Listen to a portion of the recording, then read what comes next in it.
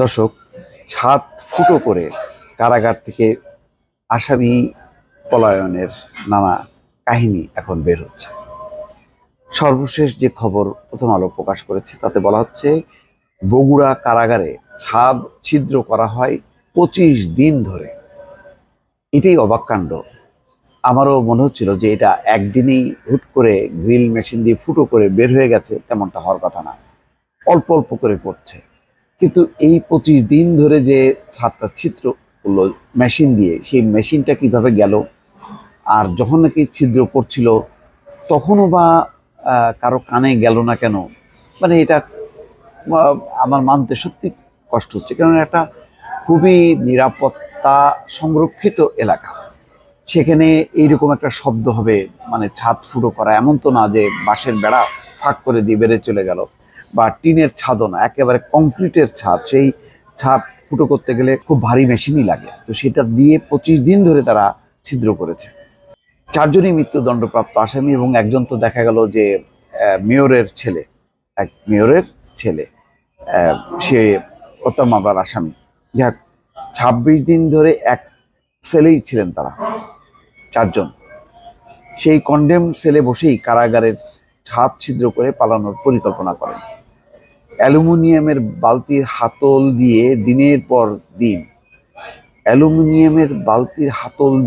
দিনের পর দিন খুঁচিয়ে খুঁচিয়ে ইট সুরকির ছাদ ফুটো করেন। কিভাবে সম্ভব? ছিদ্রটি গামছা দিয়ে ঢেকে রাখতেন। এটাও বা কেমন করে সম্ভব? ছিদ্র গামছা দিয়ে ঢাকা যায়? এর 25 দিনে কি ঝড় বৃষ্টি আসেনি? পরে সুযোগ বুঝে সেই ছিদ্র দিয়ে কারাকক্ষের ছাদে বেরিয়ে আসেন 4 জন। ছাদে যাওয়ার পর কন্ডেম সেলের সামনে উন্মুক্ত স্থান পান। সেখানে লোহার খাঁচা পেরিয়েছেন তারা, পরে পেরিয়েছেন বাইরের উঁচু সীমানা প্রাচীর। বিছানার চাদর, গামছা, লুঙ্গি গিট দিয়ে রশির মতো পাকিয়ে সেটি দিয়ে প্রাচীর টপকে বাইরে এসেছিলেন। রাত তখন 3টা 5 মিনিট। মঙ্গলবার দিবাগত রাতে বগুড়া শহরের জলেশ্বরী তলায় জেলা কারাগারে এই ঘটনা ঘটে।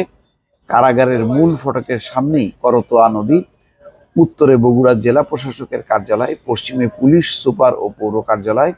4 আসামি প্রাচীর টপকে কারাগারের সামনের দিকে চলে আসেন। পরে নদীর তীর ধরে পালিয়ে যেতে চেয়েছিলেন, কিন্তু বেশি দূর যেতে পারেননি। আসামি পালানোর বিষয়টি জানাজানি হয়ে যায়। এর মধ্যে কুকুরও নাকি চিৎকার শুরু করে তাদেরকে দেখে, যার ফলে মানে সবাই জেনে যায় যে এখান থেকে লোকজন যে পালিয়ে যাচ্ছে। আসামি পালানোর বিষয়টি জানাজানি হয়ে যায়। পুলিশ শহর জুড়ে সতর্ক পাহারা বসায়।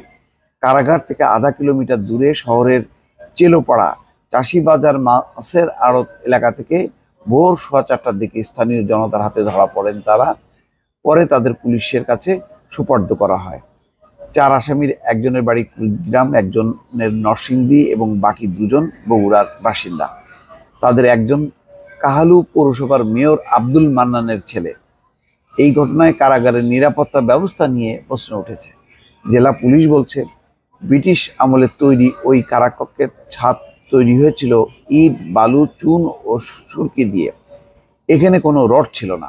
এখন একটু বোঝা যাচ্ছে যে ঘটনা হয়তো হইতে পারে, রড না থাকার কারণে ছাদ দুর্বল ছিল, ফলে জরাজীর্ণ ছাদ ছিদ্র করতে সমর্থ হয়েছিলেন তারা। ফাঁসির দণ্ডপ্রাপ্ত আসামিদের এমন জরাজীর্ণ সেলে রাখা নিয়েও প্রশ্ন উঠেছে। পাশাপাশি কারাগারের নিচ্ছিদ্র নিরাপত্তার মধ্যে আসামিরা কিভাবে পালালেন তা নিয়েও চলছে আলোচনা। এটাও তো ঠিক, চারিদিকে সিসি ক্যামেরা থাকার কথা, তারপরে নিরাপত্তা রক্ষীরা থাকার কথা, সেইটা গলে কিভাবে চলে গেল তারা। গতকাল বগুড়া আসেন কারা অধিদপ্তরের অতিরিক্ত মহাপরিদর্শক কর্নেল শেখ সুজাউর রহমান। বিকেলে সাংবাদিকদের সঙ্গে আলাপকালে তিনি বলেন, বগুড়ার কারাগারটি অনেক পুরনো, 1833 সালে নির্মিত। কয়েদি থাকে 140 বছর ধরে। পুলিশ বলছে কারাগারের সব সিসিটিভি ক্যামেরা সচল নেই। 700 বন্দী ধারণ ক্ষমতার কারাগারটিতে 3 গুণের বেশি 2200 বন্দী আছে। ফাঁসির দণ্ডপ্রাপ্ত ওই 4 আসামি একটি সেলে গাদাগাদি করেছিলেন। ওই সেলের ভেতরে কারারক্ষী যাওয়ার সুযোগ ছিল না। কারাকক্ষের যে জায়গায় ছাদে ফুটোটি করা হয়েছে সেটি ভেতরে না ঢুকলে বোঝার উপায় ছিল না। তাহলে এরকম অমানবিক পরিবেশে কেনই বা রাখা হলো তাদেরকে, এই ফাঁসির দণ্ডপ্রাপ্ত আসামিদেরকে, এটা পরিষ্কার না।